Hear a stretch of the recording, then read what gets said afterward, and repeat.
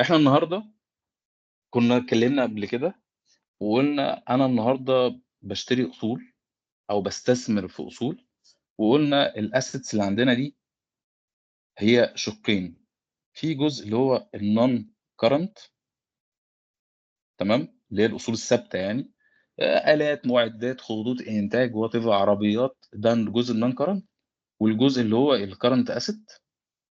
هتقول لي هو الcurrent asset ده استثمار؟ يعني مش قصة استثمار، هو ده المقابل بتاع الشغلانة أو أنت النهارده مثلًا رُحت إيه، لعميل عشان خاطر تزوّد عمليات البيع، فأنت بِعت بالآجل، فالرصيد بتاعه موجود، فأنت صابر على الفلوس دي على أساس إن في مردودات هتيجي إيه، على الفلوس اللي أنت صابر عليها دي، اللي هو الربح بتاعك اللي هيتحقق بعد كده، تمام؟ فأنت عندك الassets الموجودة دي in general بقى، أمّا جينا استعرضنا قبل كده قُلنا إيه، هي الasset دي هتتموّل إزاي؟ فجينا قُلنا إحنا عشان نموّل الasset ديّة، في شقين لتمويل الasset، يا إمّةً الشُركا هيحطّوا فلوس ودي سميناها deal equity تمام، أو حقوق الملكية، أو إن أنا هاروح أستلف من البنك. أروح أستلف من البنك ده يعني إيه، يعني قرض، اللي هو بنسميه بلغة debt دين يعني، تمام. طيب تعالَ ناخد مثال، النهارده مثلًا أنا كنت هاشتري خط إنتاج ب75.000.000 ماشي، فجيت قررت إن خط الإنتاج ده وأنا باشتريه هاموّله كالآتي: 25.000.000 ده هاروح أستلفهم من البنك اللي هي الdebt ماشي، و50.000.000 هاحطهم أنا من معايا، يبقى كده ده إيه، الequity تمام. طيب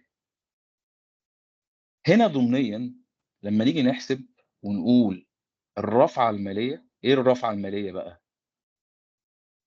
الfinancial leverage دي يعني ما مدى اعتماد الشركة على الديون في تمويل الassets بتاعتها، تمام. إن أنت النهارده كل ما الرافعة المالية بتزيد عن معدلات معيّنة مثلًا، فده معناه إن في risk، يعني الشركة بتاخد قروض أكتر من الفلوس الموجودة للمساهمين في الشركة، تمام.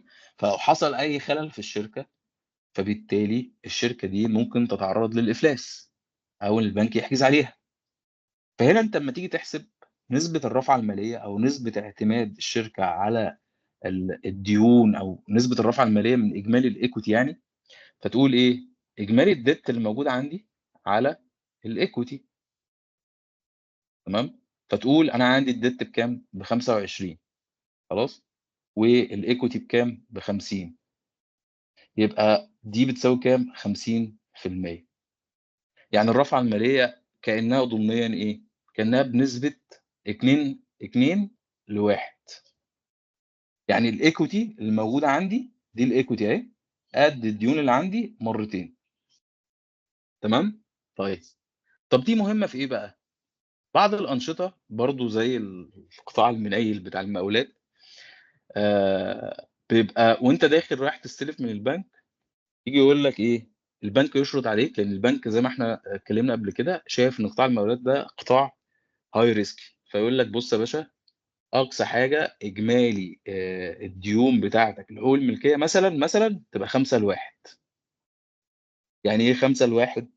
يعني أنت مثلًا لو الequity بتاعتك أو الفلوس اللي أنت حاططها 100.000.000، أقصى قروض أو أقصى ديون تموّل بيها النشاط هي 500.000.000.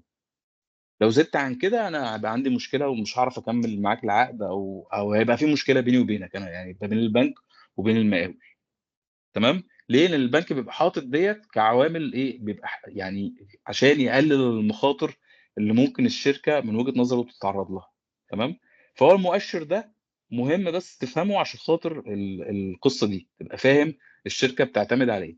نقطة تانية، طب هي الشركة بقى بشكل عام، إحنا قُلنا الassets اللي موجودة عندنا بتتموّل من ما يسمى بالcapital، والcapital عشان الناس بتتلخبط، مش هو رأس المال اللي الشركا حطّوه بس، لأ، كلمة capital بقى في الfinance بشكل عام هي عبارة عن حاجتين، قُلنا الديون اللي هي الdebt ماشي، والequity. فلمّا يبقى مثلًا total الcapital بتاعك 100 مليون وأنت مستلف من البنك say 30 والequity اللي أنت حاططها 70، فده معناه ضمنيًا إن أنت الcapital structure بقى أو هيكل رأس المال بتاع الشركة 30% الشركة بتعتمد على تمويل الأصول بتاعتها من خلال الديون، و70% بتعتمد عليها إيه، من خلال حقوق الملكية أو الequity.